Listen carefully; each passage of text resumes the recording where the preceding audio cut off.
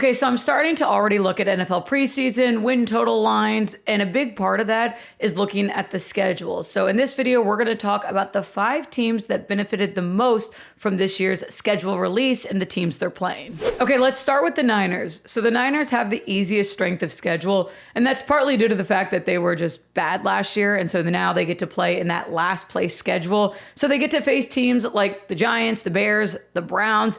They also get to miss out on playing the 3 biggest Super Bowl contenders. They don't have to face the Ravens, the Chiefs, or the Eagles.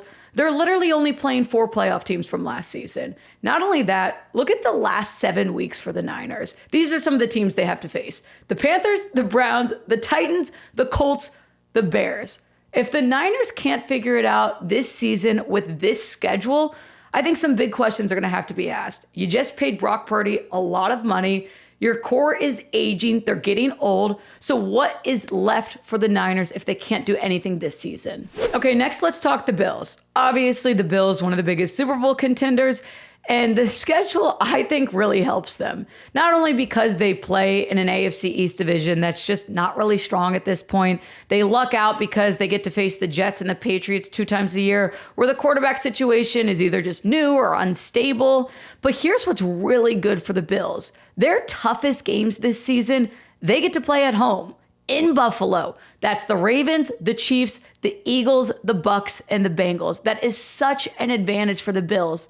Not only that, the schedule makers, the odds makers, they see it as being a Buffalo year. They are the only team in the NFL to be favored in all 17 games. 4 of their games are against the NFC South, one of the weakest divisions in the league.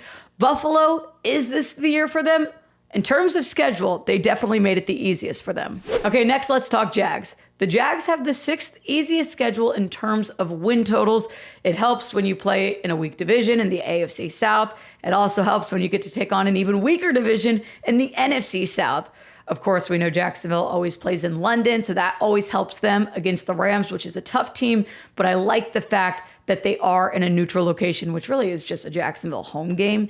Not only that, they only have 1 cold game potentially this entire year. Literally, you look at the schedule, the only game that is going to be cold is in Denver in December. They play in a 3rd place schedule because they weren't great last season. And this is just the perfect way for Jacksonville to kind of enter this new era with a new GM, with Travis Hunter, kind of the last shot for Trevor Lawrence. I think the schedule gods were definitely in Jacksonville's favor. Okay, next let's talk Bucks. Well, the Bucks obviously benefit from the schedule because they play in the NFC South, one of the weakest divisions. So I like that. But I also like the fact that 3 of their road games this season are either on a Sunday night or a Monday night, so they get that extra bit of rest. But the reason why I like the Bucs schedule so much is because of the final stretch. The last 6 weeks of the year, they literally leave the state of Florida 1 time. Here are the final 4 weeks for the Bucs. They're home versus the Cardinals, home versus the Saints, home versus the Falcons, and then they wrap up the year on the road against the Panthers. Yes, I know those are divisional games, but honestly, they should win them. This is the Bucs year. Go and claim the NFC South, make a run for it in the playoffs. Okay, my biggest hot take in terms of easiest schedule, I'm throwing the Vikings on here. Now, I know technically they've got the 5th hardest strength of schedule, but dig a little deeper. Let's start with the international games. They're playing 2 international games, but they're road games. So they get to skip out on playing the Steelers on the road or the Browns on the road. It's at least a neutral site. They have a week 6 bye. I know that's early, but it comes right before arguably their hardest game on the schedule, which is at home against the Eagles. They've got 6 straight home games.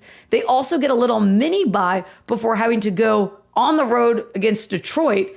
The Bengals and the Ravens, 2 of their other tough games, they get to play that in Minnesota. So yes, I'm not saying that the Vikings aren't playing tough teams, but in terms of when they play them and where they play them, it couldn't get any better for the Vikings. Okay, so that's what I have in terms of teams that got an easy break in terms of schedule. So factor this in your win total betting, week-to-week betting. Am I crazy for throwing the Vikings in the mix? Let me know your thoughts. Comment below. We'll see you here next week.